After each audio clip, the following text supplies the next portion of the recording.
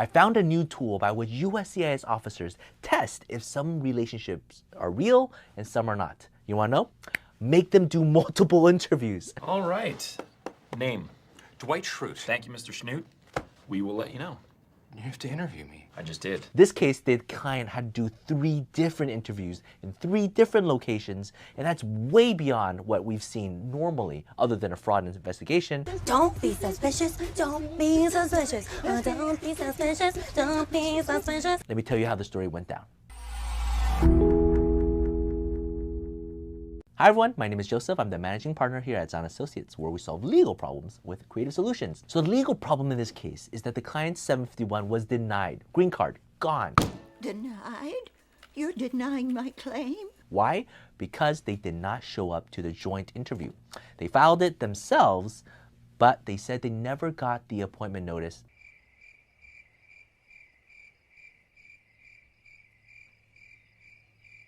Who am I to doubt them? I believe them. When they show up at our office, they got the denial in hand. First thing, we did a motion to reopen. Please give us another opportunity to go see you to present the case. The client didn't get it.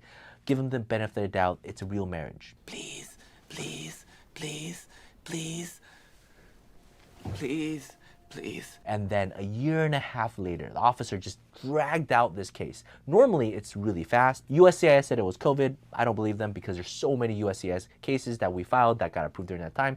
But they dragged things out just to see, well, if you are in a real relationship, you should be totally fine together. They did reopen the case, but they just never officially gave the second appointment. Then we finally got the appointment last year, so we helped them prepare all the joint documents, coach them, tell them exactly what's going to happen during the interview, and then we went with them to the interview. And then it was a great interview. They accepted all the documents, they were joking around, but then the case was not immediately approved. Now, before I go on, let me just say this case was extremely complicated for a lot of other reasons. There are checkered histories on both sides of the relationship, prior marriages, denials, low finances, constantly moving around, all these different addresses. It was just not a super clean case. There's a reason why there's a delay, but the delay was for another year. 1 year later, USCIS says, well, since you moved to a different jurisdiction, you need to now do another interview at that location. So now the whole case was transferred over and there's another second appointment notice. Now, let me tell you, these appointment notices came within a week time. So as in, you get the appointment notice and then the interview is within a week. And there's really no scheduling involved. Inviting me down now on such short notice.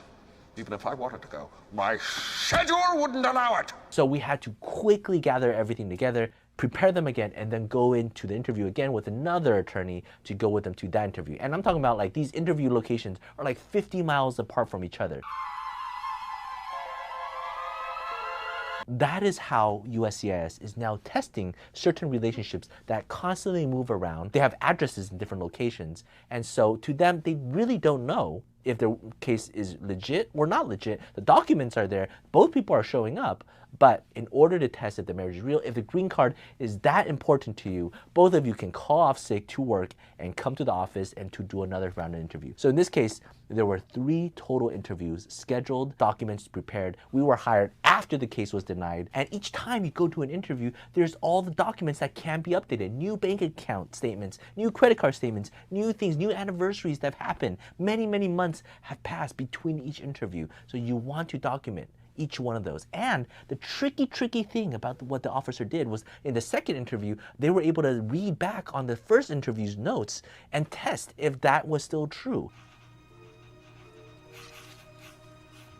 Luckily, the clients were completely straight. It was a good case, so they answered everything accordingly. Even though the case was messy, at the end of the day, the officer believed them, and so the case was approved.